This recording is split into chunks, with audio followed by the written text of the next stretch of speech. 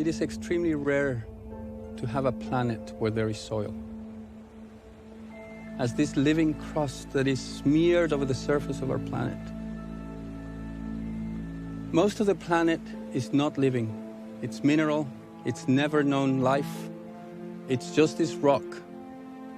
And yet soil starts forming on it and creates this crust, this very thin layer where life is possible.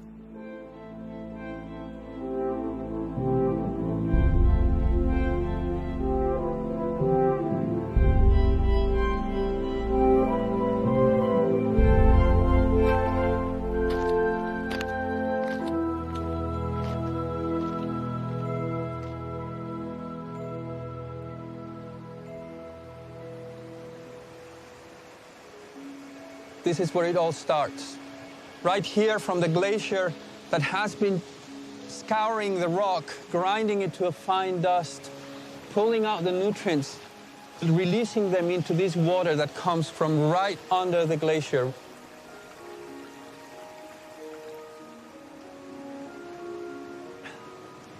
There is no organic material in this. This is mineral, beautiful in color and beautiful to feel on your hands. It really is the beginning of the soil. This rock has been ground to such a fine texture that it remains suspended in the water.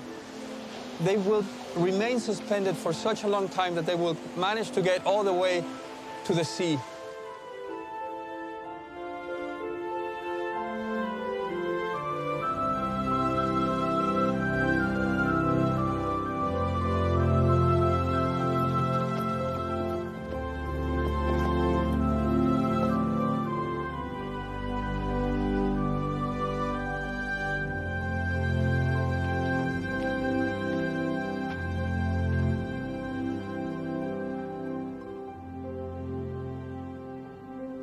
Soil supports me on this precarious ledge where we can see life gaining upon the mineral basis of the planet, the nutrients of the rock being transferred into the living layer that is the soil that supports then plant and other life, and building up life to make soil thicker and thicker as life complexes upon itself.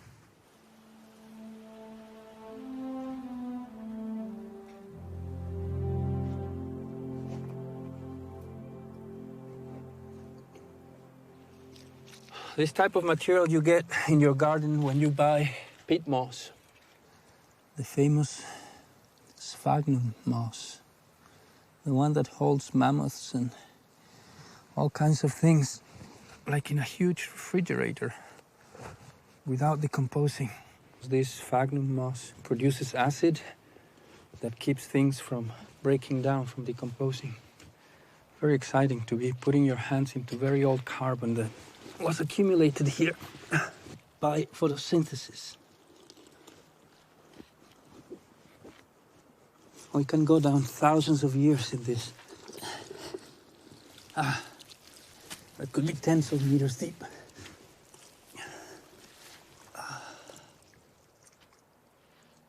This has no mineral, no rock, no clay, no sand. It's just living things growing on themselves. Soil that is completely biological.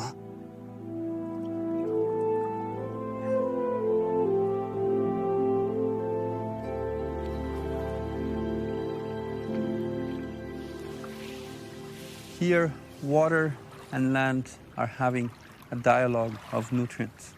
The nutrients that were in the water are being pulled out by the waves, the wind, currents, but also by the uplifting of the land. The coral that trapped the nutrients from the ocean is coming up here at the edge and making all these nutrients available back for terrestrial ecosystems. These corals have trapped carbon in the form of CO2 that was dissolved in the water, as well as calcium, which is a very important nutrient for plant life.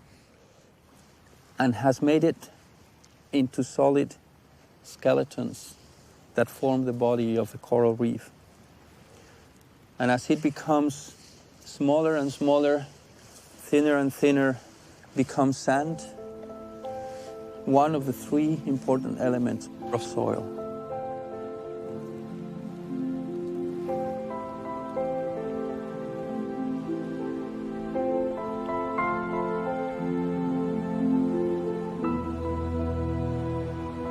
After soils are born, they have a life, and we can see that life develop in places like Hawaii, where each island was formed at a different time.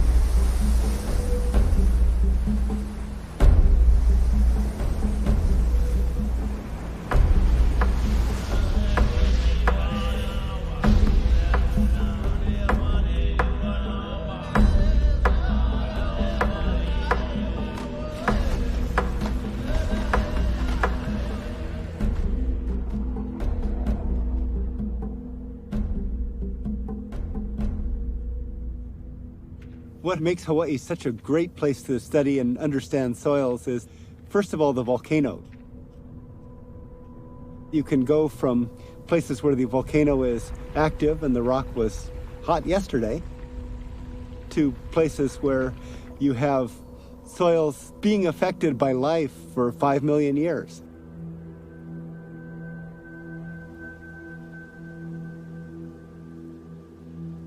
The Kilauea Iki, the small crater, is on the other side of the cinder cone? Yeah. Okay. 1959 eruption of Kilauea volcano. The lava was fountaining as high as 1,900 feet in the air. When the molten lava went up that high, the trade winds, like today, blew it out of the fountain and then blew it here in a shadow that goes on for another couple of miles this way, a decreasing depth of this tephra. So we have 9 feet of new rock over this area that came down 50 years ago. This hasn't been shaped by life yet. As you go higher, the weather, the water, and the life have begun to operate on the rock and make it into really a soil that's shaped by the interaction of climate and organisms and the rock itself.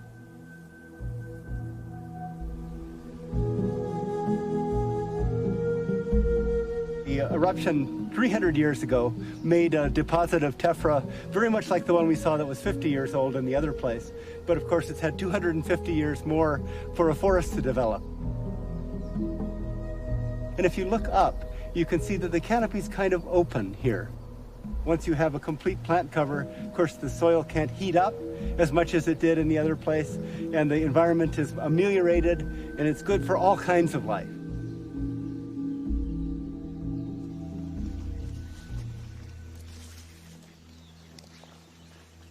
This soil here is some tens of thousands of years old. So compared to what we were seeing yesterday, which was a few hundred years old, at the oldest of the ones we saw, it's had tens of thousands of years for the rock to break down, the minerals to come out, to become available to plants, for nitrogen to be accumulated from the atmosphere. And at this point, we have this extraordinarily rich soil that can support any kind of plant growth in abundance.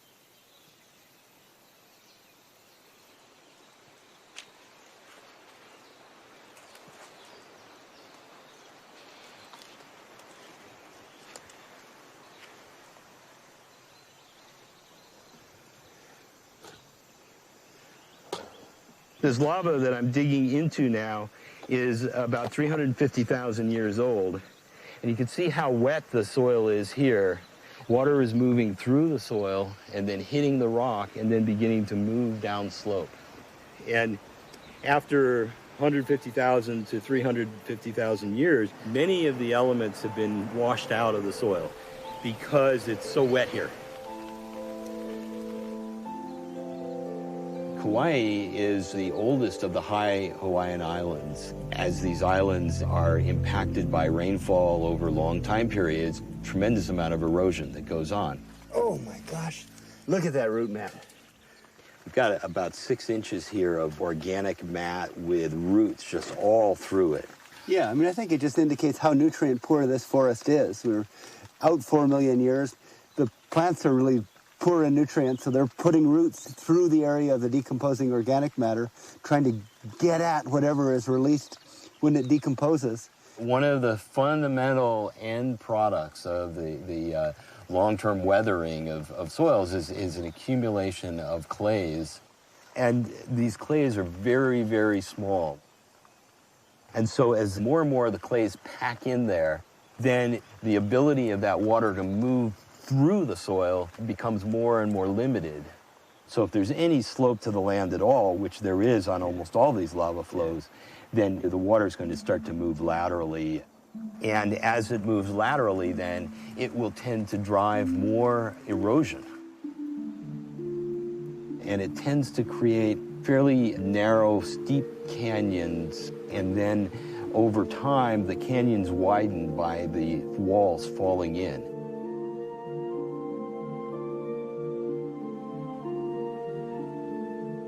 And so as one moves across the Hawaiian Islands and you're getting to older and older volcanoes, those volcanoes are becoming more and more eroded as time goes on.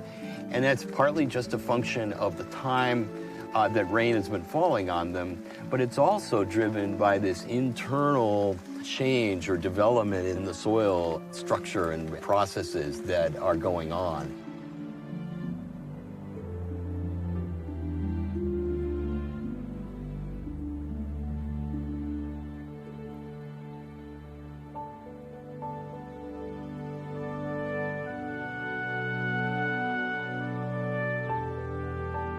Soils have parents just like we have parents, so they came from somewhere. And soils form from some material that's in a particular location. So in this location, we had wind-blown sediments that came in, and you have these loose sediments that are mostly silt-sized particles called loess, L-O-E-S-S, with some clay and some sand, and then soil formed.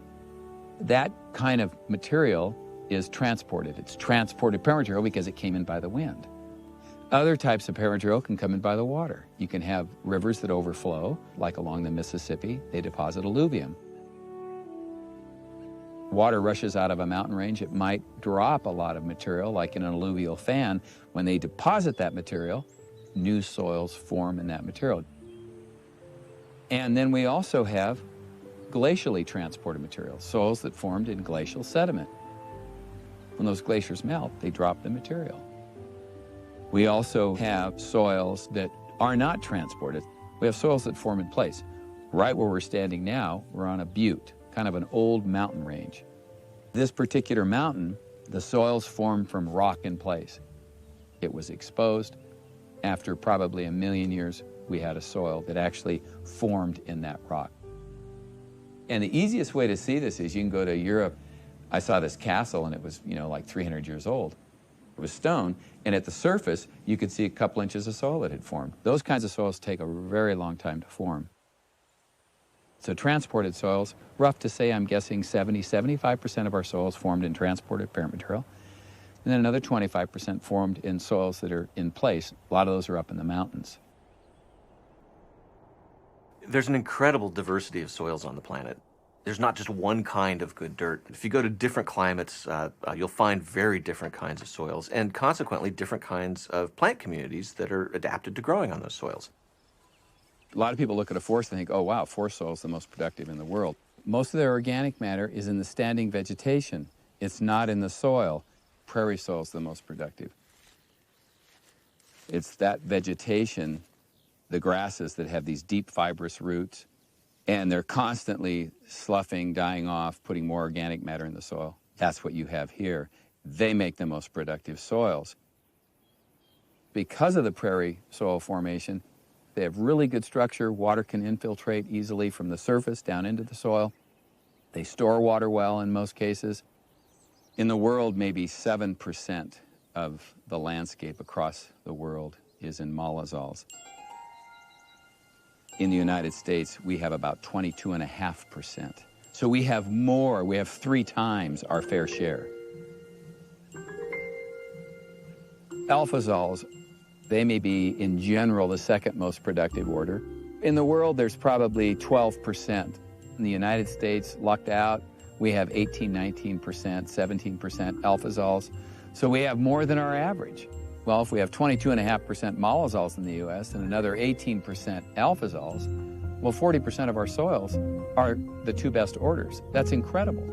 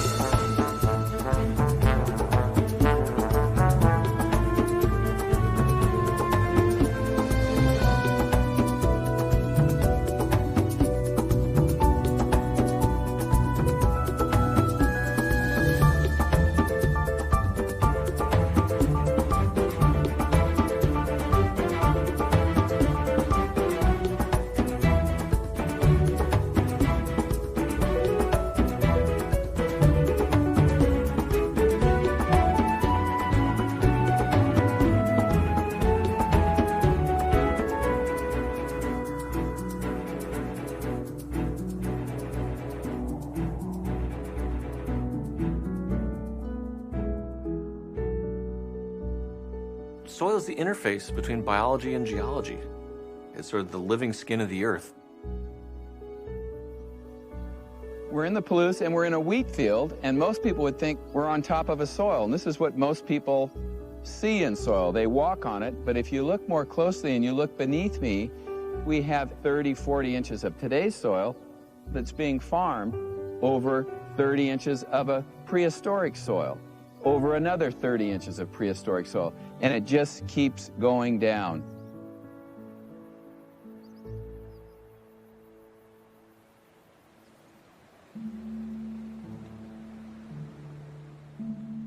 As I stand on a piece of land, it's easy for me to forget that the soil under my feet is only 50% solid.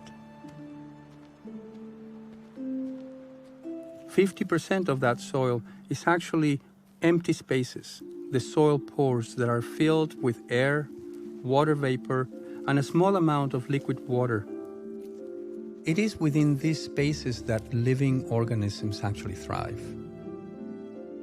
It is this small fraction that keeps nutrients flowing, regulates and drives the functioning of the soil, and therefore the functioning of the whole ecosystem.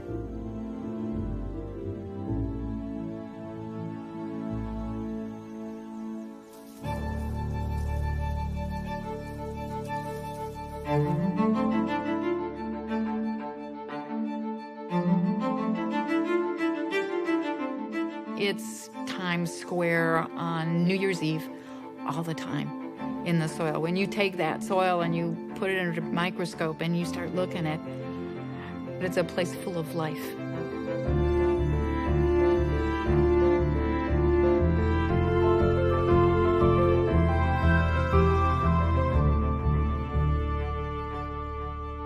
There's so many microorganisms in 1 gram of soil that 70 to 80% of them still have never been identified. So literally you have soil is more properly viewed as sort of like this ecosystem. It's a living thing.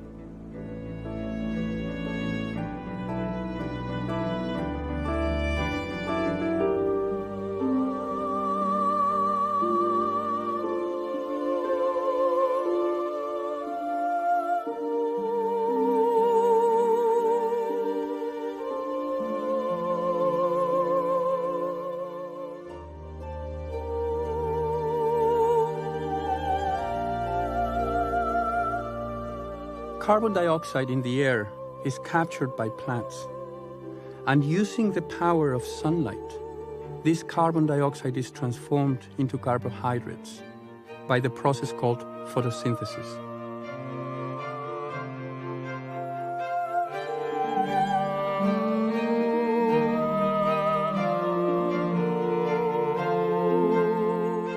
Once carbon is fixed into carbohydrates, it is available to become the many molecules that feed and form the living organisms of the soil.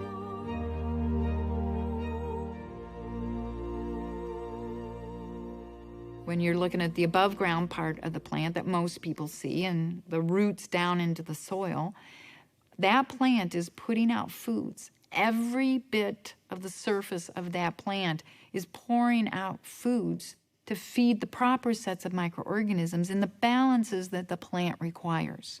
So it's putting out what's called in the scientific world exudates. The fruit, the blossoms, all of the surface leaves, bark, stems, everything on that plant is putting out an exudate for the purpose of growing bacteria and fungi. And that's really the only reason the plant's putting those foods out. Down in the root system, all of the roots, the structural roots, the lateral roots, the root hairs, the fine roots, they're all putting out foods to feed the bacteria and fungi. And of course, if a plant was putting out food that would feed a disease-causing organism, the plant would be dead.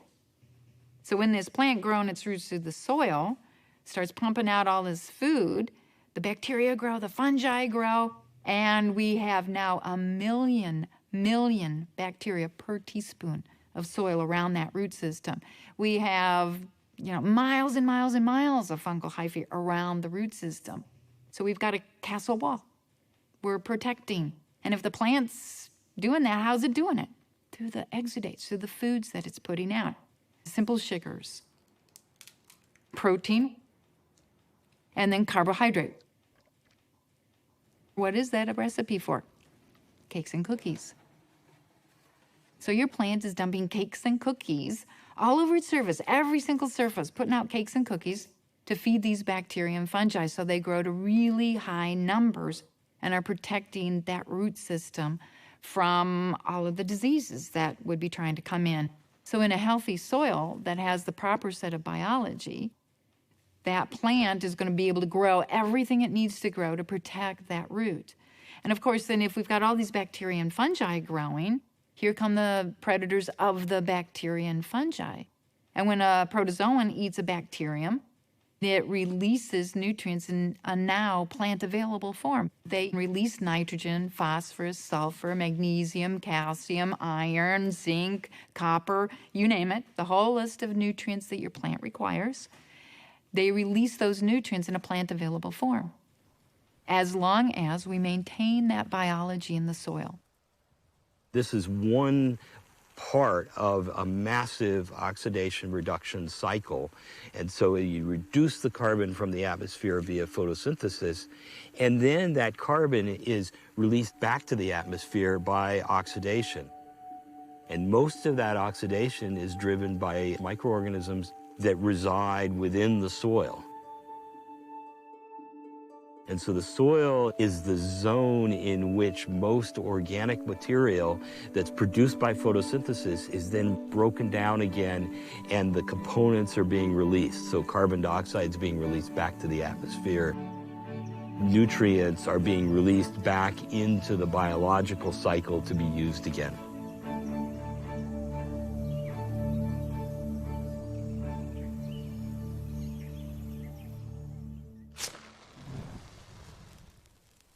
Phosphorus is a nutrient that can only be found in rocks, in the lithosphere.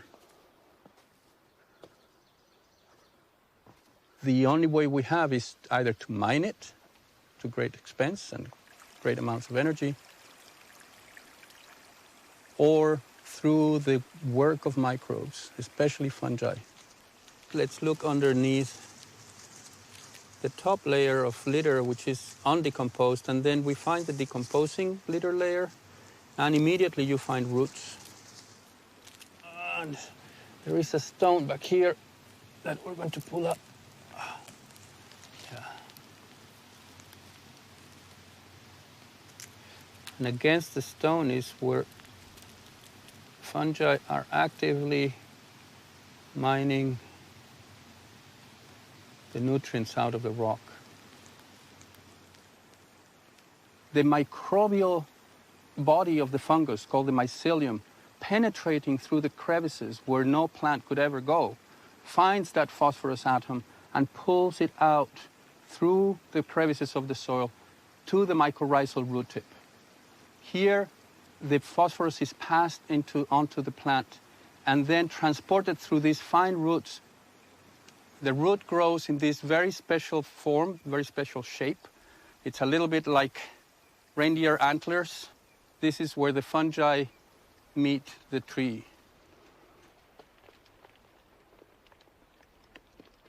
Have a look at the root tips. This is neither plant nor fungus, but the point where fungi and plant find each other and interact in this very intimate relationship.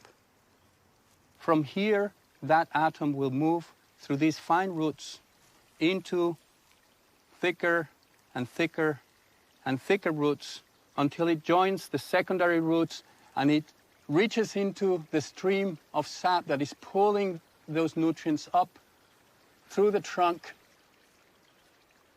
and into the canopy where the leaves need these nutrients.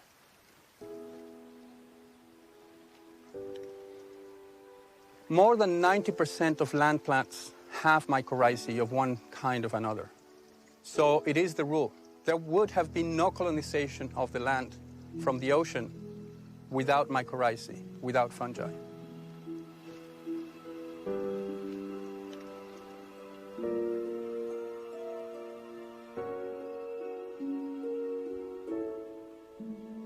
Many of these fungi produce a fruit body, something we call a mushroom.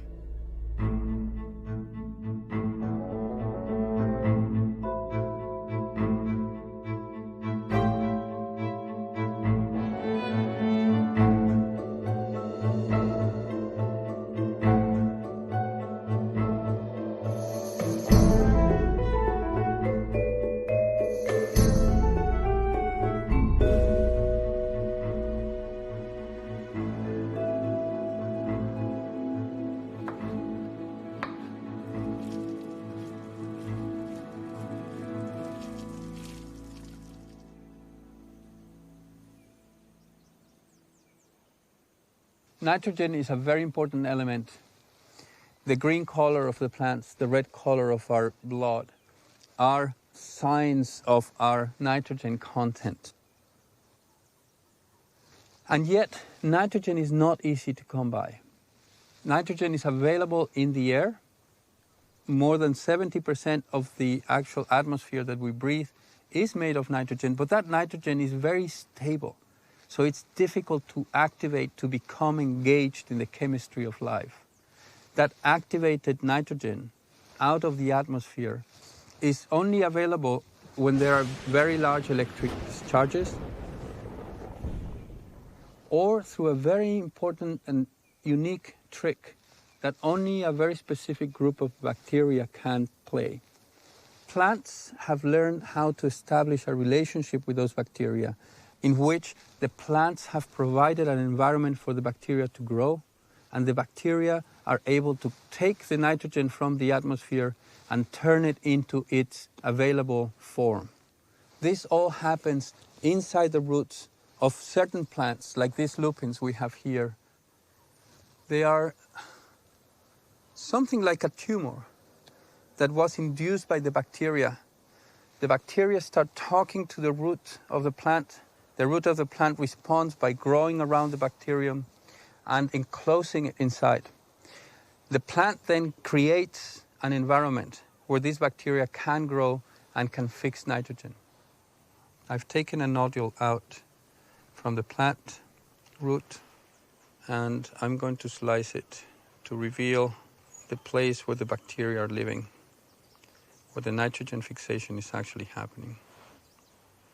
You can see this red color comes from a molecule that is very close to the hemoglobin in our blood. If the activated nitrogen comes in contact with oxygen, it goes back to its inactive form, and it's impossible for the plant to use it. So for nitrogen to become available to the plant world, it has to be processed by the bacteria in the absence of oxygen. And that's the great trick that the plant learned how to do. The peas, the beans, all the legumes have this type of nodule and make it possible for agriculture to take place without the introduction of artificial nitrogen from a fertilizer.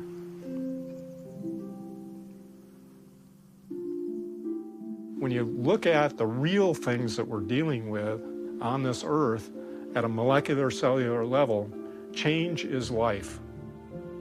So we're in constant change, we're in constant creation. And it's that constant creation that we get to help manage on a farm.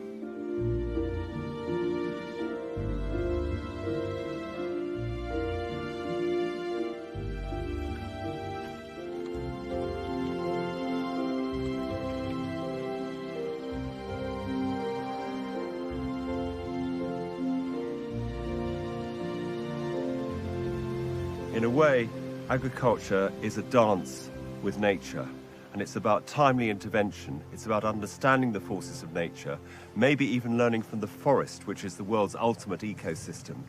And then it's not exactly improving on nature, but it's recognizing that you have to go with the laws, but then if you act decisively at the right moment, you can get a surplus. And in a way, that's what good farming is about. And on this farm, just to take this example, this land is in good heart. It's been farmed organically for 30 years. This is the 5th time round in the rotation. So we grow clover grass, which is what this is, to build fertility. And that is either grazed by our dairy cows or it's cut for silage, which we feed in winter. And then when it reaches the peak of fertility with very high levels of organic matter or humus, we then plough it and we grow a crop of carrots followed by a crop of oats. If we look at this crop now, which we're just not quite ready to harvest, but we're getting there, you've got these carrots, which as you can see, have done reasonably well. For me, what is amazing about this soil is it just feels so alive and so vital.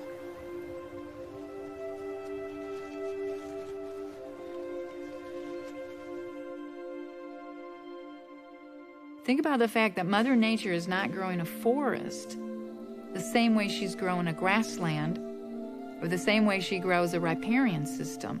What's so different about what's going on in a wetlands as compared to that high mountain meadow or the most beautiful meadow you've ever seen in your life, highly productive, or that old growth forest soil? It's the biology in the soil. That's what's different. Maybe we need to mimic that system in the crops that we're trying to grow. If you're growing strawberries, what's the system that you should be looking at to determine what should be in my soil in order to grow these strawberries without pesticides or inorganic fertilizers? Where do the strawberries exist out there in the real world? And most people, when you ask them that question, they're gonna, real world? Strawberries grow in the real world? Yes. Where did they come from naturally? Where are they found out in nature? They're old growth understory plant species. So when you're trying to grow a strawberry in sand that has been sterilized, in what way does that possibly mimic that old growth forest soil? So we've got to get that diversity back into our soils. If you want to grow those tomatoes or potatoes or grapes or whatever you're growing, we've got to get that kind of diversity back into the soil.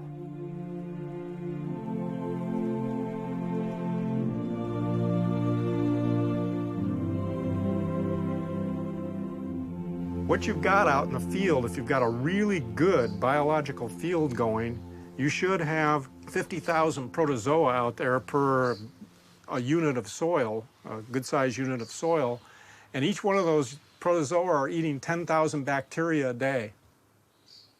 Each one's eating 10,000 bacteria a day. So what happens when they eat them? Well, they poop them out, so we call it the poop loop. And what happens with the poop is it goes into the field, it becomes a fertilizer, which is your nitrogen reserve out there in the soil.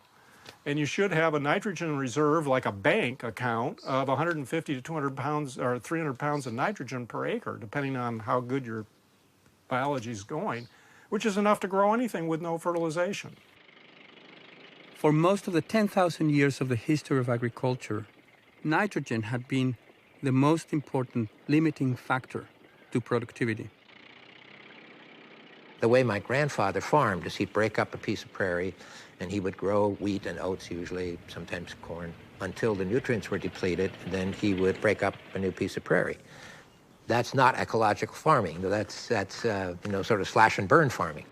It wasn't until the early 20th century that we were able to increase the production and the introduction of nitrogen fertilizers through a process called the Haber-Bosch reaction.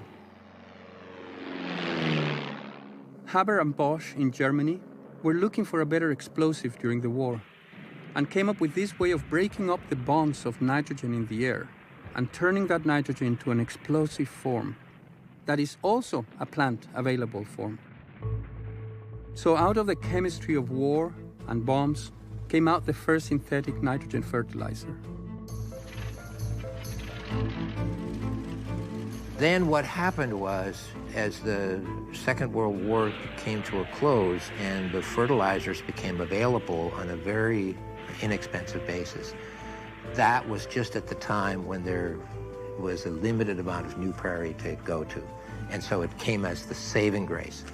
And I still remember my father, the first time he started using fertilizer, and he saw the response that he got from that, and he said, we could never farm without fertilizer again.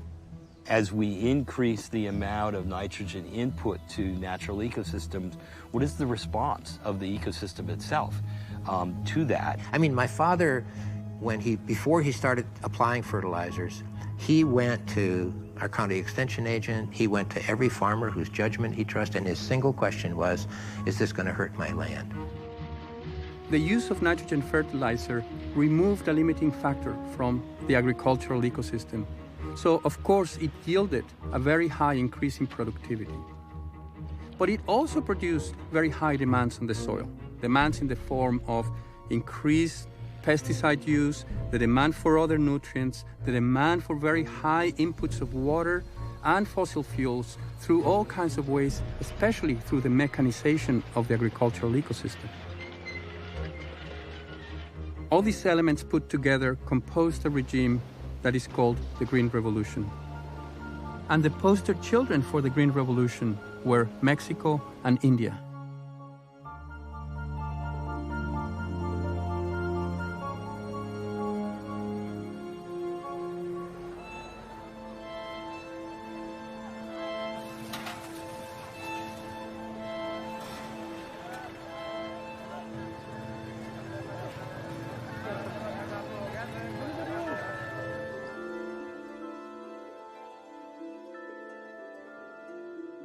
As a child, when I used to walk into the fields, I used to feel the soil was so soft and nice.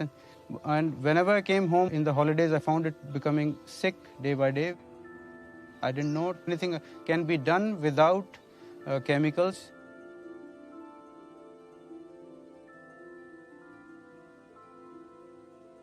My father was one of the pioneers of the Green Revolution. He visited the Ludhiana University, got the new seeds and everything he did according to the book, what the university and the chemical guys had preached. And now here I am trying to undo the wrong done by the Green Revolution. This is the wheat crop which I have been growing since the last 27 years. But as a chemical farmer, I used to have a bumper crop, very nice crops, maybe 2 tons of wheat per acre. But now, the first year I stopped using the chemicals, it went down just to half a ton. What happened was that the soil was sick. It was waterlogged, it was compact due to heavy machineries, and I was not replacing the carbon, the biomass which I should have. Weeds were a problem. They used to overshadow all my crop. But this year you'll see the weeds are lower than the wheat. And these weeds are basically, they are wild clover, which are a legume. The legumes are the lungs of the soil. So they catch hold of the free nitrogen and feed it back. Nitrogen is the key to a happy soil and happy plants growing. And nitrogen also breaks down the carbon material which we plow in our fields.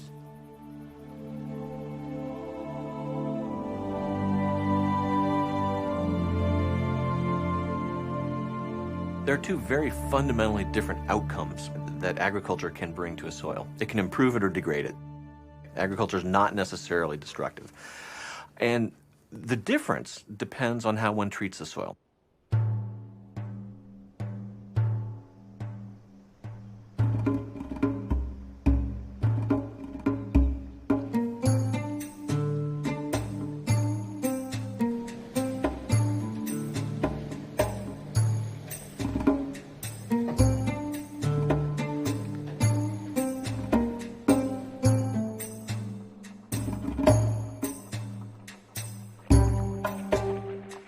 look at the history of many ancient civilizations, they share a common storyline. Farming starts in the valley bottoms next to rivers in the soils that are delivered by the rivers from soils eroded off of upland environments that refreshes the fertility of the valley bottoms very naturally. Year after year, as floods come, it deposits a new layer of silt. The soil is built over time. Those are environments that can sustain agriculture for a long period of time because the soil is refreshed naturally. In a very broad sense, if you look at the history of Western civilization, you can trace it from the original floodplain-based agriculture along the Tigris and Euphrates rivers and the Nile River. And many ancient civilizations began in alluvial environments as river-oriented civilizations. What they found is that they could grow more food on smaller pieces of land and support lots of people, so their population started to grow. And that as populations spread up into upland environments to the hillsides, the same farming techniques were brought up onto the hillsides. When you plow on any kind of a slope, it gradually pushes material quite literally downhill with each pass of the plow. But it only takes a few centuries to 1,000 years to erode through the soils with plow-based agriculture on hillsides. And Greece sort of plowed through their hillside soils, and then to Rome, and the Romans really loved to plow. They would plow 6 to 9 times a year, depending on the kind of soil. And they quite literally plowed the soil right off Roman heartland over the course of a few centuries. A couple centuries BC to the time that Rome eventually collapsed. Western Europe, parts of which plowed through their hillside soils, and parts of which didn't. And then to North America. The great American push west was fueled, if you will, by the exhaustion of soils on the eastern seaboard as plantations and people spread out west in search of new fertile soils. So one of the fundamental things that happened when the plow came to the plains, whether in Europe or North America, was that by laying the soil bare and exposed for substantial portions of the year, wind and rain were able to actually work erosionally much faster than they were under native vegetation.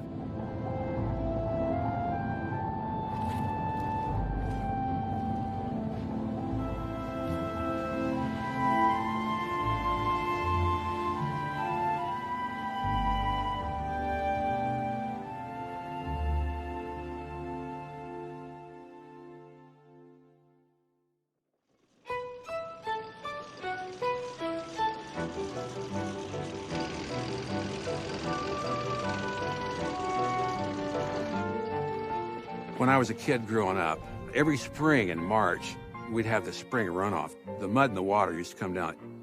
And boy, I'm telling you, this was back in the days of conventional farming. And all this water from these hilltops and these side hills go right down through around the house, or just around the corner down there. A wall of water came out of this draw, 3 feet high, hit the back of the house, broke the windows out, and it flooded the house, and they just opened the doors and let the water run through. After about, several hours, it turned to mud. And then the mud would come, fill the cellar full of mud every year. And then I took a bulldozer and I went around the house and I uncovered the house, from the mud. All that came down out of these fields, and this is very, very typical of the whole entire area in these hills. Then it became my turn to farm. There just had to be a better way to do it. The direct seeding, or no-till, what it does is it's like a big compost bed. See, we leave all the standing stubble and the residue in place, except we roll the straw out of the seed row. We put it in the center here. Because it's not disturbed from year to year, you get worm activity going on down here in the straw. You'll see the soil is really granulated at the top, and then as we go down through the profile, you'll see here all the worm holes. And of course, the wormhole is full of worm castings. Very, very good fertilizer. The earthworms aerate the soil, they let the moisture go in, and then they provide channels for the roots to grow, oxygen to flow, and all the organisms, things you can't see, all grow in that area too. We don't plow it, we don't disc it, we don't do anything. We leave it, and it gets deeper and deeper, it's eaten by the organisms and dissolved and turns back into plant food. We've found when we plow, we actually get an explosion of earthworms if we're plowing in a good green cover crop. You know, and just because when a conventional farmer plows all the time and he loses all his worms, doesn't mean the plow is killing him. From what I'm seeing, I would believe that probably it's the fact that he's not putting any food down for him that's killing him. So this piece of ground has just recently been tilled, and there's nothing growing on it right now. So the main process going on in the soil right now would be that decomposition process. So the breakdown of organic compounds in the soil and the release of nutrients. And that's one of the reasons why farmers for thousands of years have tilled the soil, because it stimulates decomposition. And also because the tillage process actually breaks up some soil aggregates and makes some carbon that might have been protected previously more available for the organisms. Carbon is actually the key nutrient that drives the life of organisms in the soil. Soil organisms are desperate for carbon, and the more carbon you add to the soil, the more they like to burn it up.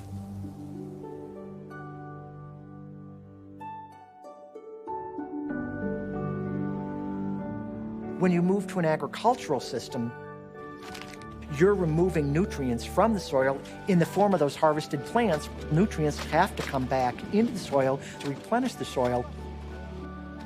The most important thing that we could do right now is to take seriously what Sir Albert Howard called the law of return. What he meant by that was the best way to enhance and retain the living capacity of the soil and its capacity for self-renewal is to return to the soil all of those things that we use, that we get from the soil.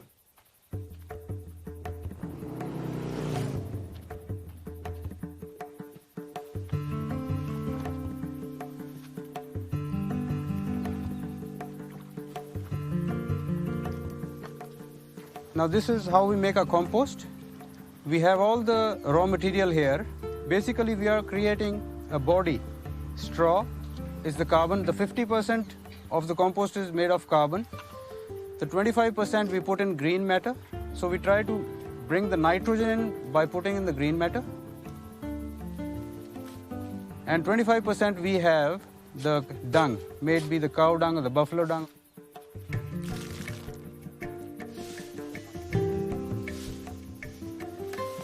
On every layer, we give, this is a biodynamic inoculation, and this is the rock phosphate. A pinch of lime does not let the nitrogen fly off as ammonia. It's an art of making compost.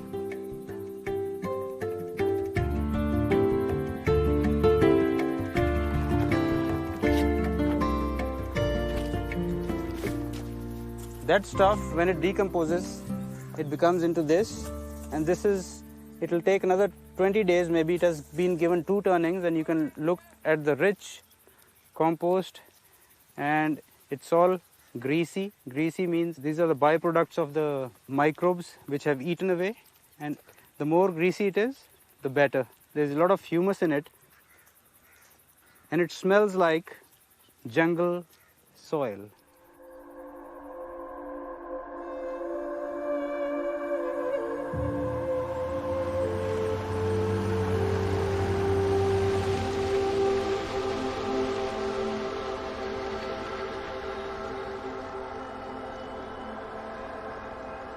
So what you're looking at here is about a 20-acre site in which we bring food scraps and other materials from San Francisco, the whole Bay Area, and we compost them into a material that can be used on farms.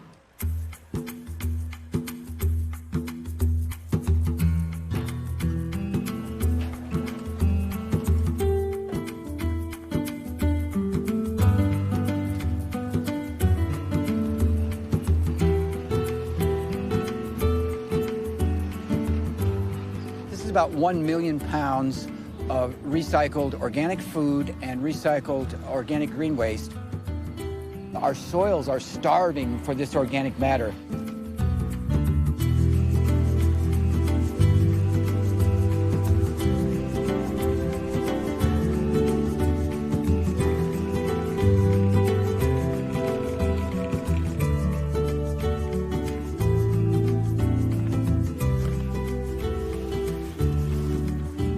I am the sheet mulch queen. So we don't grow plants, we grow soil, and soil grows plants. We actually built up 8 inches of topsoil in about 5 years.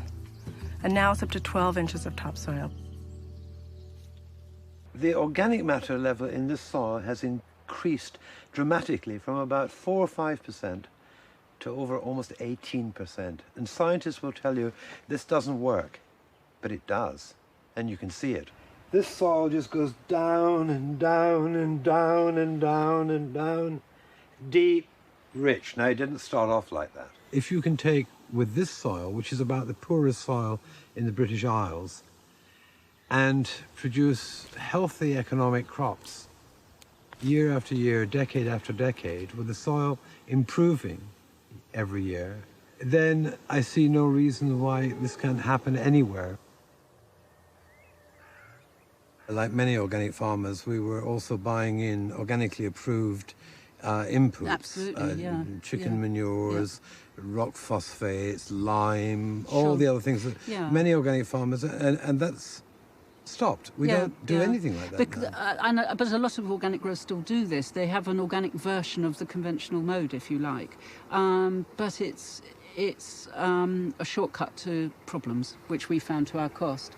And so we've now found that the compost, as well as helping the soil disease problems, has its own nutrient value anyway and has reactivated the soil biology. And so now we're in this rather happy situation of saving money, in fact, because we only use compost, and our only inputs are seeds and compost.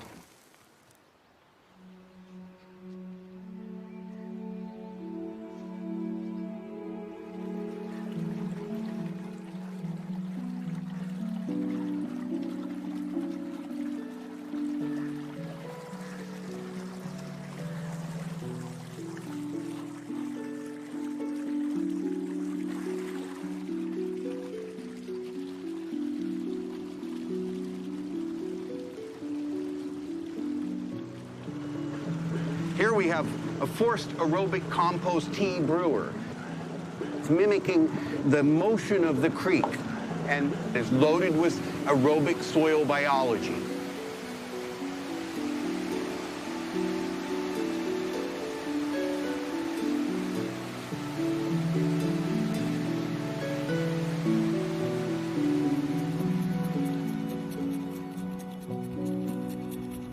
So 70% of our freshwater resources on this planet now are used just for agriculture irrigation. And we're drawing down our freshwater resources all across the planet at an absolutely unsustainable rate. Now this well is at least more than 150 years old, and we had a water level of 30 feet. That was just 40 years back, I'm saying, 30 feet, and now today the water level, the groundwater is 100 feet. So there's a drop of 70 feet. In China, for example, where 80% of grain is dependent on irrigation, they're drawing down their groundwater, some places already pumping from 1,000 feet deep. Here in the United States, where the Ogallala Aquifer provides most of the irrigation water for the heartland, that's been drawn down by half since 1960.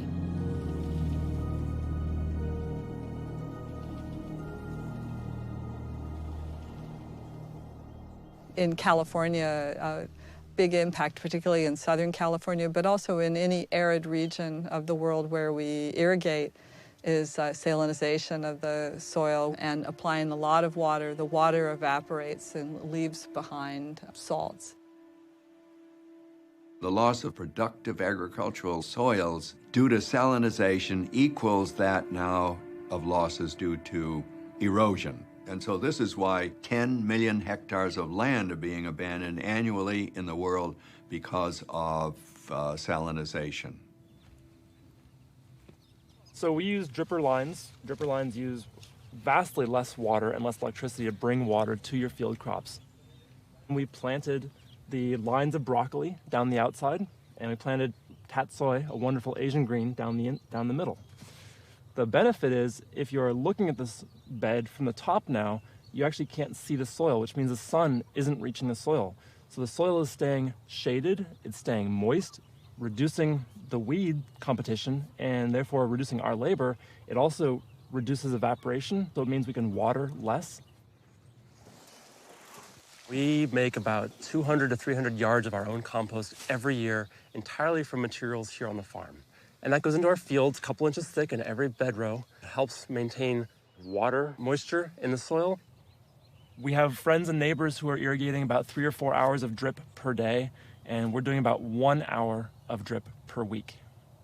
That's the difference in terms of feeding your soil. That allows us to use a 10th or a 20th of the water that some of our neighbors are using in this exact same environment here in California, where we have a dry season, long dry season.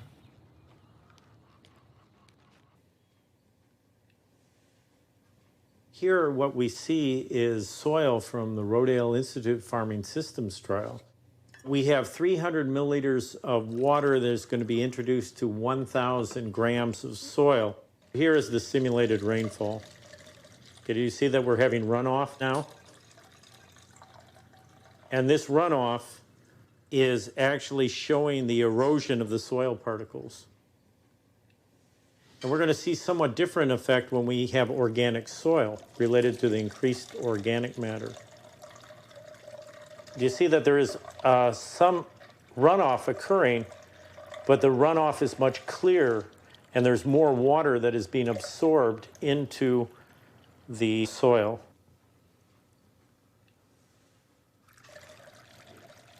When we add compost to the organic soil, the loss is less than 100. When we have the mulch and the organic system and compost, there's more water that is being absorbed into the soil. Now you see how clear the water is here. As we improve the soil, we get much less runoff. One of the ways of avoiding catastrophic floods is by improving our soil. Now we are going to take these beakers out, and we're going to show you what's happening below the surface. If we look at the bottom of our containers, we see that actually there's no water that runs through the conventional soil, so that you're not getting anything that could be supplying the aquifers, the water storage that is underground, or the surface rivers because of the poor nature of the soil. But as we use these organic soil methods and we create an organic soil, what we see is that we're getting not only less water loss on the surface, but we're getting water charge in the subsurface, which is feeding our aquifers and our surface streams. So this is very good for our natural resources, and most of our water comes from underground water sources. So we've watched here at the Rodale Institute over the years is when we have drought years, our organic fields can produce 30 to 70% more corn or more soybeans because there's the organic matter in that soil than a conventional chemical synthetic-based farm ever could. So when they talk about what we need is bioengineered plants for drought resistance, we're kind of slapping our foreheads and going, what? What we need is healthy soil with organic matter in it, and you don't have to put a bioengineered gene into that plant. You can outproduce conventional by a whole bunch by just improving that soil. Now here we have a new technique called organic no-till, and you can see that the soil is covered with a cover crop that is rolled down. When we put a mat on it, the materials that are in it are high in the nitrogen that is needed for the corn plant. We get both the fertility and better resource conservation. In my gardens, I grow two things all the time. 50% for people, which is the potato in this case, and 50% of the land for nature, the soil improvement cycling crops. It's very important. Without a balance between the two, things will collapse. In my gardens and in the gardens of the future, I believe, we need to recognize and feed nature as we feed humanity. And so I grow this crop of mixed soil improvement plants. You can call them weeds. They're mustards and vetches and clovers and a wide range of different plants in here, and as well as potatoes. There are no bugs, there are no disorders of any kind out here. It all transpires. And the potato plant has not yet come to bloom, and it's an immature potato plant at this time of year, but we'll harvest one just to examine what it looks like. We see large masses of fibrous root systems, and we see nice, soft, crumbly soils that have good aggregation to them, held together by yeasts and molds and bacterial colonies filled with fibrous small root systems. And there's the mother potato, and it's just beginning to fruit, and it has a few small new potatoes. And it weighed about 2.5 or 3 ounces, and it's still solid. It has yet to be drained. It's just barely begun. Generally, under this circumstance, I will plant 1 potato in this garden, under the way I garden. I'll plant 1 potato, and I will get 14 equal-sized potatoes. This is also part of nature. Humanly trained, I'm afraid. Well, that's the end of the potato story.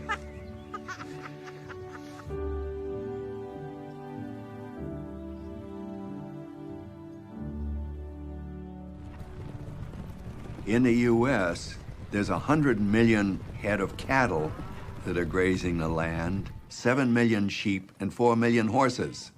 And the U.S. Department of Agriculture reports that we have a serious overgrazing problem. And of course, that contributes to increased soil erosion. Not as bad as Africa, where they've almost totally stripped all the grass off the land. About 5 years ago, we certified our cattle as organic. And in doing so, we stopped any inputs, of course, to the soil and to the plants, but we also stopped using parasiticides or any antibiotics. And we were walking around, and I remember 2 or 3 years ago, we looked at some cow patties, and we noticed some holes in the cow patties. And I remember talking to my sister, Ginny, saying, do you remember when we were growing up, we'd see cow patties, and they'd be filled with holes, and then the cow patty would disappear. I said, they're back. Whatever's doing that, it's doing it again. The parasiticides that we give to the cows come out very concentrated in their manure. It ended up killing the natural dung beetle that was here. And it didn't kill them all. They just started to recover when we stopped using those parasiticides. With the dung beetles, they'll take little packets, and they make little balls, and they'll carry it up to 4 feet away from that dung pile. So what you're actually doing is spreading the fertility around, aerating the soil, and they're doing their job. Because the cow patty, if we don't have the dung beetle and they don't move, you end up with a burned hole in the grass from the high nitrogen content of the manure and the shading. And as it decomposes, that's where the increasers come. That's where we end up having thistles and weed problems. So, truth be known, we've actually had a reduction in weed problems after certifying organic. We've also had an increase in productivity because the soils are healthier, the microbes and the critters in the soil coming back to life. Properly managed grazing is the best thing that can happen to our California grasslands.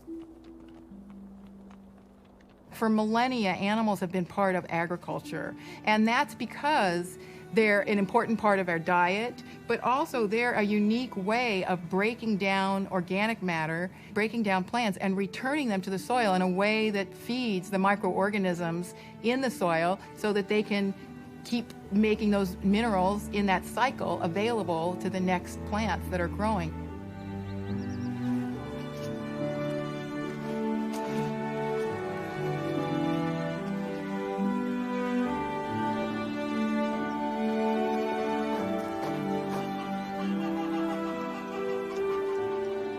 In traditional agriculture, animals were an integral part of the farm because they returned nutrients, especially nitrogen, into the soil in their manure.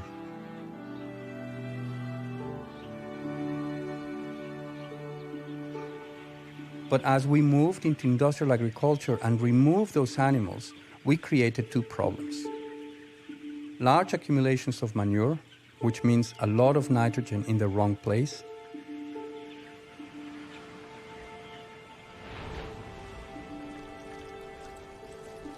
and soils that were depleted of their nutrients, so that we now have farmers who are dependent on synthetic fertilizer. About half of the fertilizer that we add, half of the nitrogen fertilizer is lost from the system right away, and about half is taken up by the crop. And that's the average. It can be much higher. In vegetable systems, you can end up losing 80% of the nitrogen. Small amounts of nitrogen are continuously brought into an ecosystem by bacteria, which fix the nitrogen from the air into a plant-available form.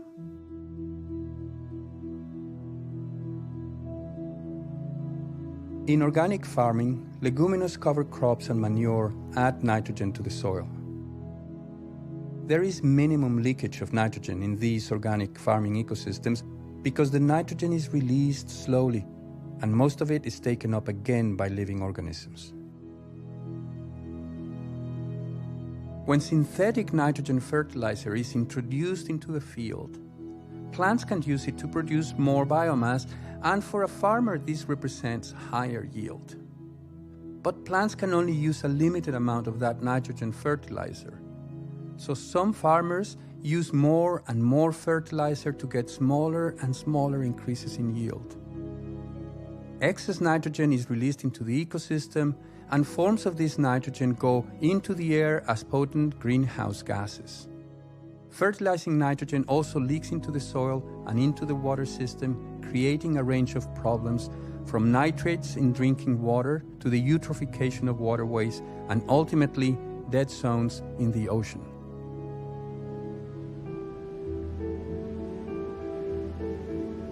You end up with a lot of extra nutrients in those waters, and that causes algae to bloom, the plankton take off, then they die, they sink down to the bottom. And while they're decomposing, the oxygen demand goes up. So all of a sudden, where there was oxygen to support fish, shrimp, other shellfish, there isn't any, so they all die. Then you've got even more dead organic biomass to decompose. In the Gulf Dead Zone, the average size for the last few years has been about 7,000 square miles, about the size of the state of New Jersey.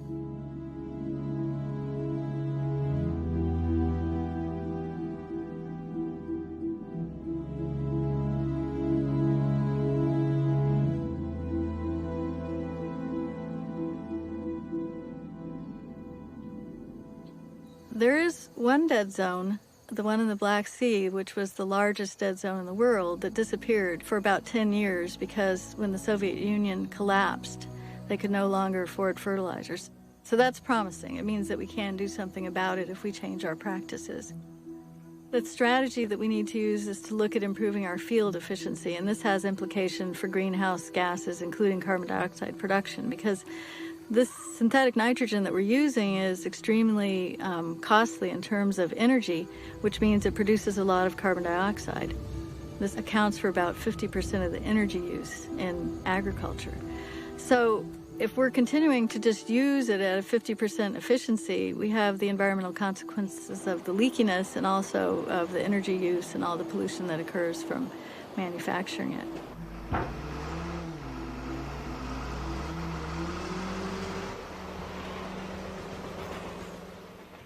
One strategy that has a huge impact is to just modify rotations so that you have cover crops alternating with the cash crops. And we conducted a study of all the research that's been done looking at cover crops, and we found that on the average, if you introduce cover crops into an annual rotation like corn and soybeans, you reduce nitrate leaching by 70%. So that's a huge reduction. A healthy soil is the fundamental part of a healthy grapevine. Of course, the fundamental of healthy soil is adding organic matter to the soil. So if we came out here in February or March, we'd be up to our chest in peas, oats, vetches, cover crops that we've grown to add organic matter back to the soil, along with the compost that we make from our grape pumice.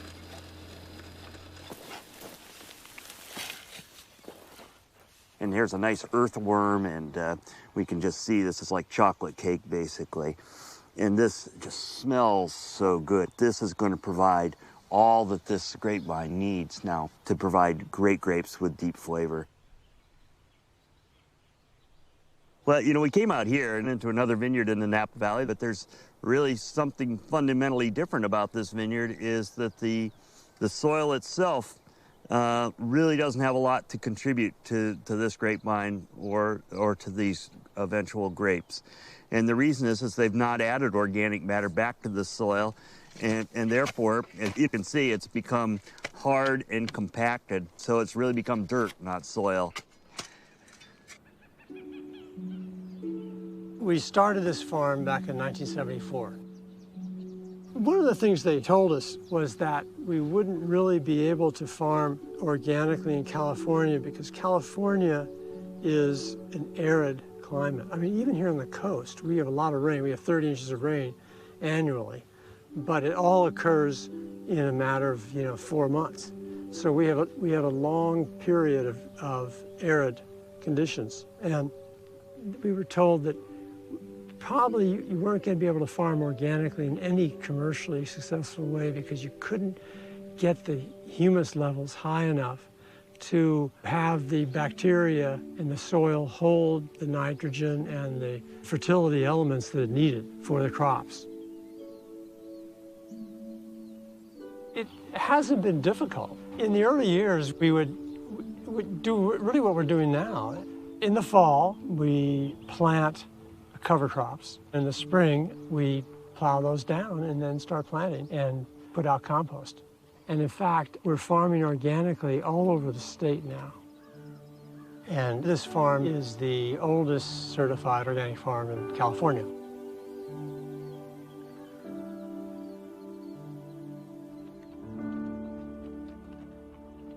Once we changed and we started to compost our livestock manure and put that back on the soil, we used green manure cover crops and incorporated that biomass back into the soil.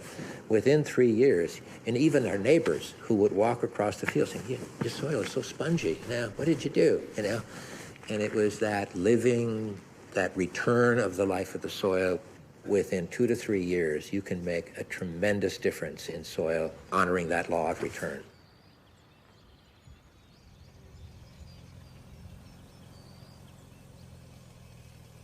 For 28 years, this area has received conventional agriculture.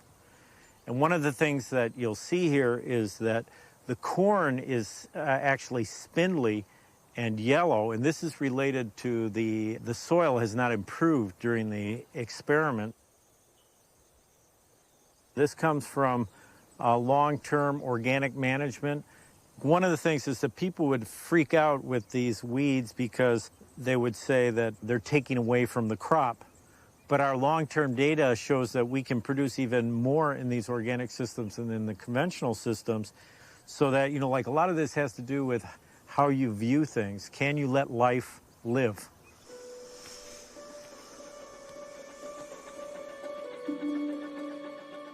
One herbicide that was really touted was glyphosate.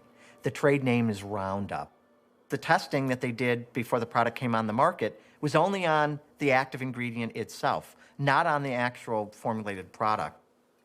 Not only does glyphosate destroy mycorrhizae in the soil, they can actually decrease levels of beneficial soil microorganisms and increase the level of harmful ones. Over 95% of the soybeans in the U.S. are genetically engineered. What is that trait that is engineered into them? They're called Roundup Ready soybeans.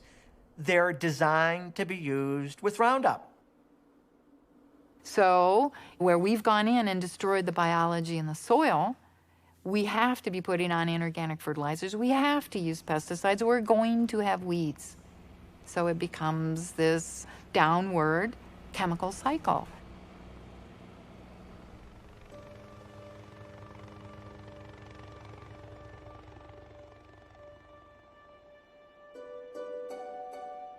There's over 10,000 agrochemicals that have been registered for use in agricultural production systems. So what we have is a deadly cocktail that has developed. Over 1.1 billion pounds of pesticides worth $25 billion are used each year, much of it ending up in soil and water. U.S. companies have submitted applications to the EPA to get approval for corn that is engineered to be resistant to 2,4-D. which has been linked to non-Hodgkin's lymphoma. 2,4-D is an herbicide that was in Agent Orange.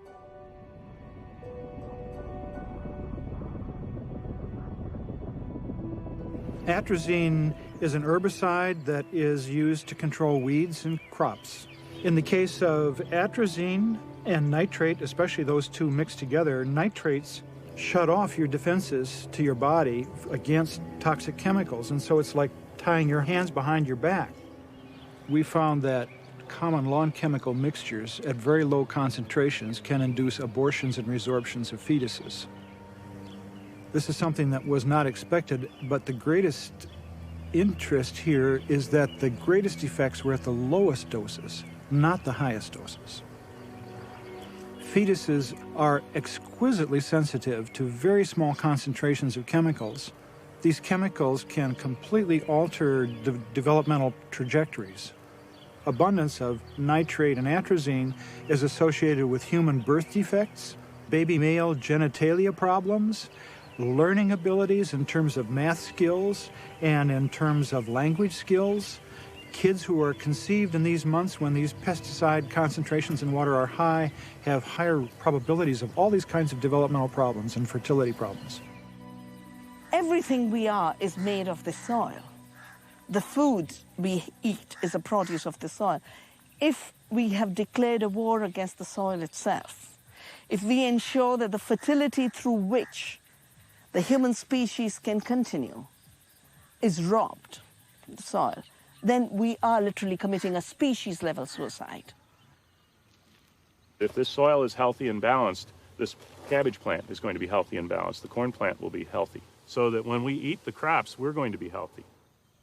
And what I'm seeing with this farm, and by tending this farm, and the soil here is very, very healthy, you end up getting this whole food web.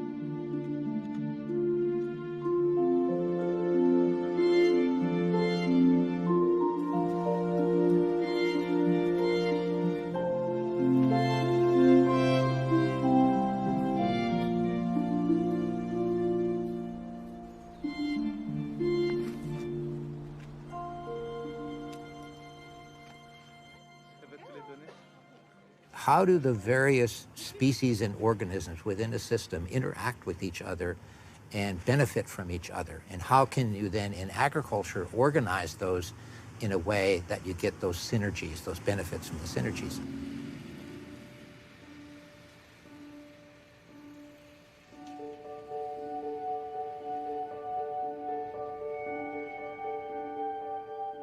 One of the really exciting things here is that we have this working relationship between the farmers and the chefs in the restaurant.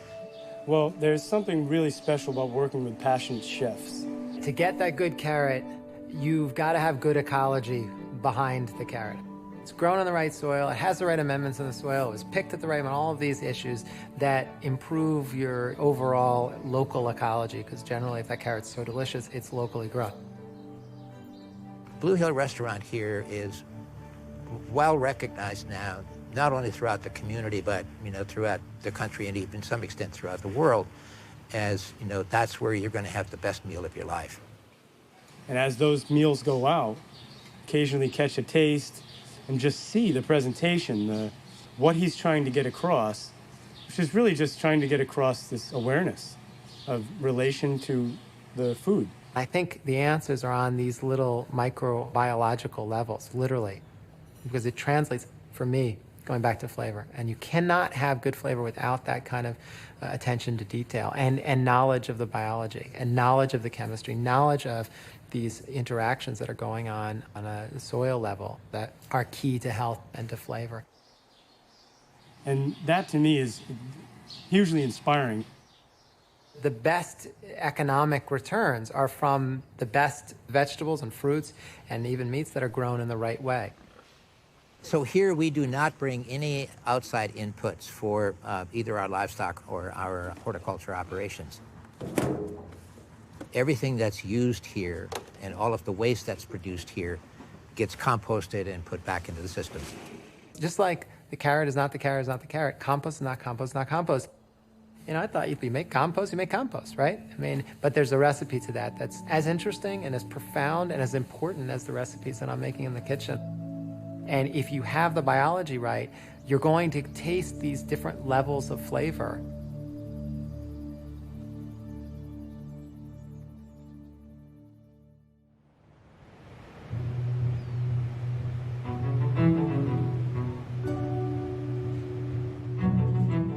The success that we've had in our food system over the last 70 years or so has been due to a unique convergence of circumstances. One is this incredible supply of cheap energy in the form of oil and natural gas and coal.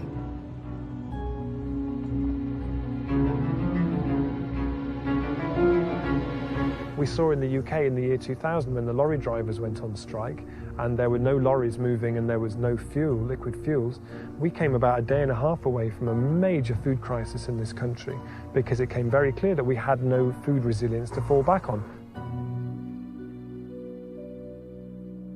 So the real question is, what kind of food system are we going to transition to when we no longer have these cheap fossil fuels that provide the fertilizer and the equipment and everything else that's made these highly specialized productive systems possible? People think, well, it's not going to be such a big problem because there's alternative energy. So all we got to do is switch from Mideast oil to corn-based ethanol from Iowa, and then, you know, problem solved. Biofuels in the United States are being produced with corn. 99.9% are with corn. Corn production in the U.S. causes more soil erosion than any other crop grown in the nation, number one. Number two, corn production uses more nitrogen fertilizer than any other crop grown in the nation. And the leakage of the nitrogen goes down the Mississippi, and the National Academy of Sciences indicate that corn production is the prime cause of the dead zone down in the Gulf of Mexico. Another, corn production uses more insecticides, more herbicides than any other crop grown in the nation. Because it takes 40% more fossil energy to produce that gallon of ethanol, that means that there's significant contribution to the global warming or carbon dioxide because of the excess fossil energy used. Oh, I should mention the water. It takes 1,700 gallons of water to produce 1 gallon of ethanol.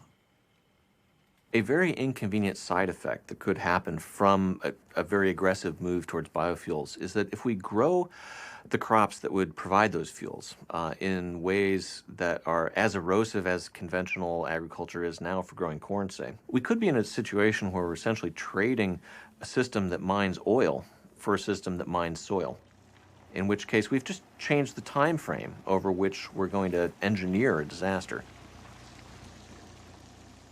We didn't ask the question, as we use more land and put pressure on more farmers to produce more corn, to both provide for the feed and for the fuel, and on top of that, the exports, where are we going to get the additional land from? We sort of kidded ourselves into believing that, well, we could just increase the yields rapidly enough so we don't have to worry about more land, and of course, that hasn't worked that way. I think what happened in science, and I come from a science background, is we became too reductionistic and we started to look at things too narrowly. And what the healthy soil conversation is about is really about the whole biological system. And rarely do we investigate things as a system. In 1984, there was a drought in the south, and lots of animals were dying, and there was migration. So I studied the region, and I found the rain hadn't reduced. So why was there a drought when the rain was the same? And it turned out that new seeds had been brought that reduced the plant height, got rid of the straw. There was no straw for the soil. There was no straw for the fodder for animals. So your rainfall was the same, but you had a soil drought because your organic matter had not returned. You had a fodder drought because you had now redesigned, in this case, the sorghum, to produce more grain for the market at the cost of less organic matter for the soil and for animals.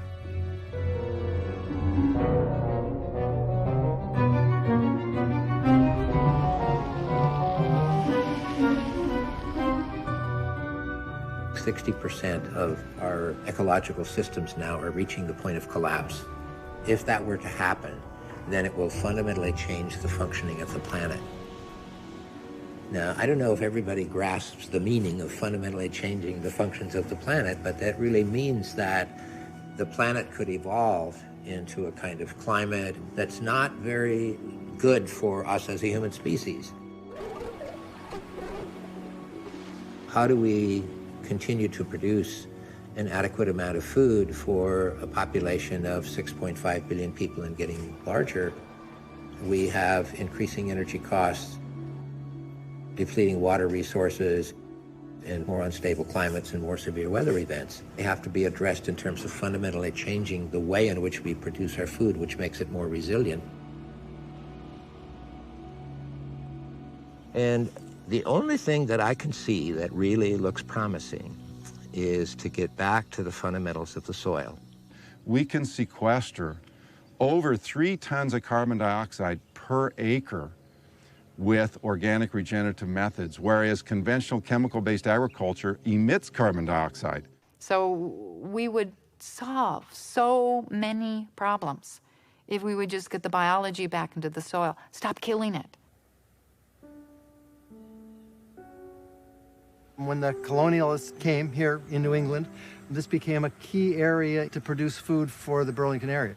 In the middle of the 20th century, we began to see the transformation of agriculture so that local food production began to move further and further away. Those farms essentially became difficult to stay in business as they competed with food from around the planet. And when we got here, which was 30 years ago, there was one farm left, the last dairy in Burlington, run by a 90-plus-year-old woman, and she was just hanging on. We started to take on the restoration of this floodplain, which had become really a dumping ground for the city of Burlington. And we saw this as just an exciting opportunity to imagine the transformation of the food system, which was what our business was about, producing local food in your garden. This is a floodplain, sandy soil. We had lost almost all the organic matter in the soil. So one of the things we could do is we could take all the waste from the community in terms of food waste and yard waste, and instead of taking it to dump, we could put it into a compost project. That compost has brought the fertility back up to 4 or 5% organic matter in the soil. That then gave us the capacity to incubate and create the farms that are down here now. 0.1% of the food eaten in Burlington was coming from Burlington, and we had a goal of could it become 10% of the fresh food. We're in Vermont, it's cold, so you can't do it all year, but we're getting awfully close to 10% of Burlington's fresh food that's consumed here now being produced here in the Intervale. There are now 13 farms down here. They share greenhouses, they share tractors, they share irrigation. They are now sharing refrigeration. They are sharing distribution, so we have a food hub that actually aggregates their available excess supply and gets it out efficiently into the community. We actually have about a dozen employers who have supported the idea of a CSA where we actually are distributing weekly to their employees. We deliver right to their places of employment. So the employers began to realize the value of local food, health, and connecting their employees to the local food system. This is not just happening in Vermont. It's happening all over the country. So we have people knocking on our door saying, could we do this in our community? The simplest answer is make sure you've got fertile soil, and if you don't, figure out how to get there and get it accessible so that it's not too expensive for people to farm. Make sure that you can support young people to be able to be successful at farming, and make sure that the market is there so that they can make a good living. You put those things together in a dynamic, interrelated way where policy plays a role, but ultimately it's the economic system that is that which is driving, I think, our future success. One of the things that works here, and in many old cities you have that same situation, is a forgotten bunch of land next to rivers that actually are fairly fertile and could be brought back to life. And sort of the integration of people to agriculture is a lot of what this new food system is about.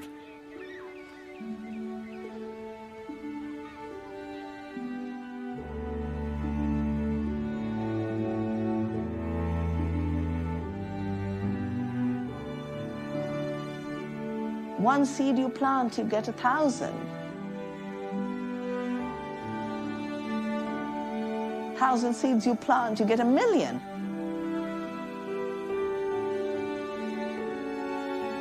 Fertility really is the power of the soil to keep producing, the power of the seed to keep reproducing year after year after year.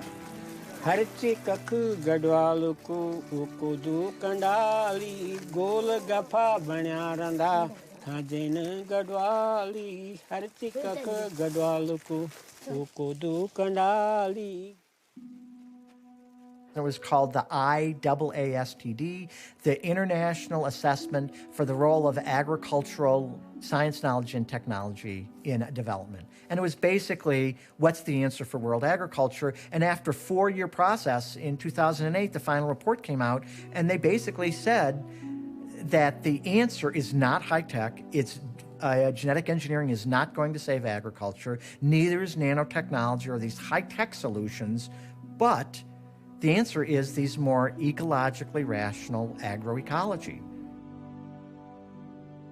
The question is, can organic, sustainable agroecology feed the world?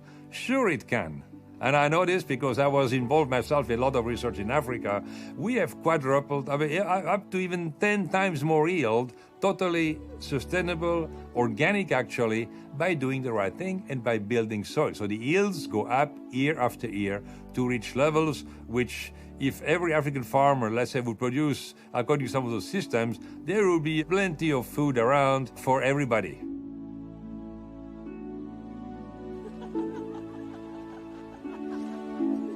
But, there's a but here too, it doesn't fill the pockets of a few business people. This helps the farmer and the consumer. And we have to widen this stem to make sure that there's more connections from farm to consumer and also more people in between. It's important because agriculture needs input-output no matter what you do. Yeah, once a week we do a box of food. It's got 6 and 10. And you can imagine sort of two possible alternative futures. If we continue to aggressively pursue plow-based conventional agriculture the way that we are at present, we'll eventually deplete the supply of soil. Eventually, the areas of highly fertile, highly productive agricultural soils will become very valuable and fought over. They will become sort of the central organizing element of the geopolitical reality. Why? Well, because soil is the fundamental resource. On the other hand, agricultural techniques like intensive organic agriculture and no-till that can produce large crops of food without depleting the soil, and in many cases actually improving soil quality, it would encourage sort of small-scale, labor-intensive organic farms that would supply what's coming to be known as the local food movement.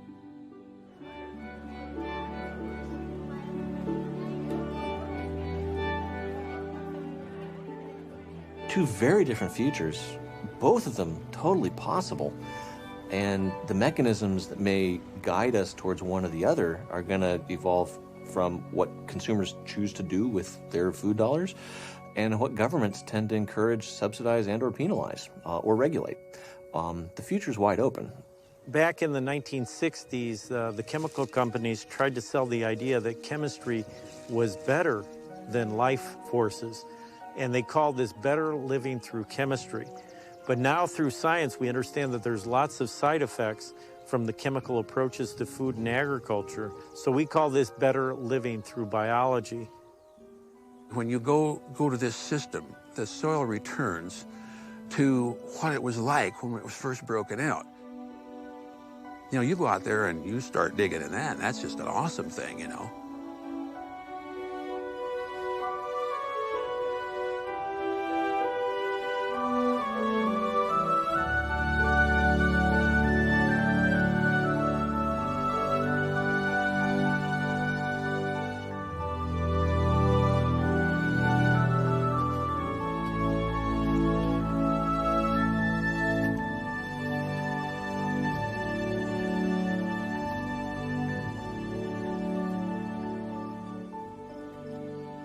In the original Hebrew, Adam is the masculine form of the Hebrew word Adamah.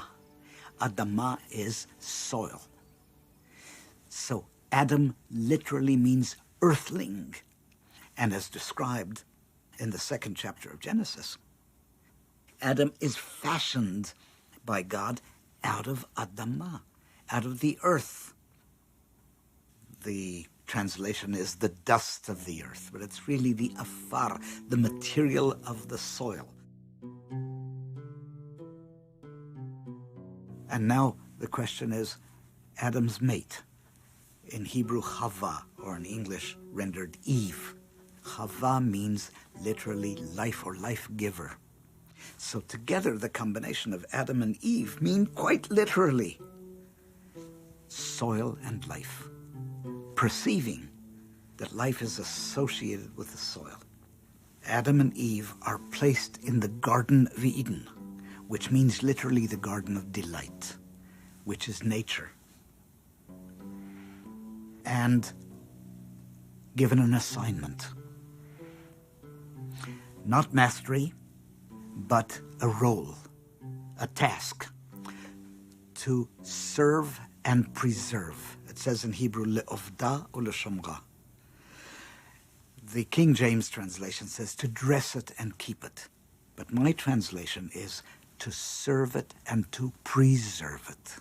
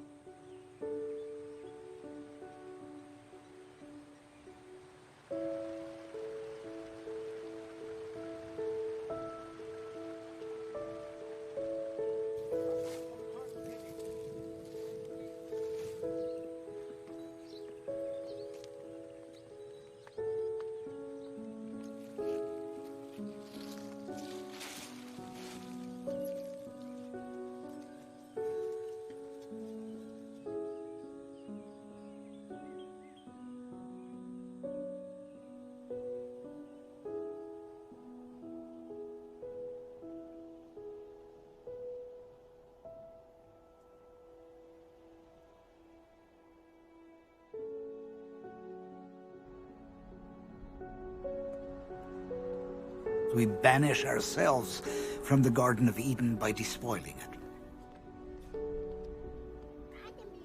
And when mothers see their children playing in the soil now, they say, oh, that's dirty, and they rapidly, quickly wash their hands of the dirt. And we misapply that terrible word dirt to soil, which is the fount of all cleanliness, by the way.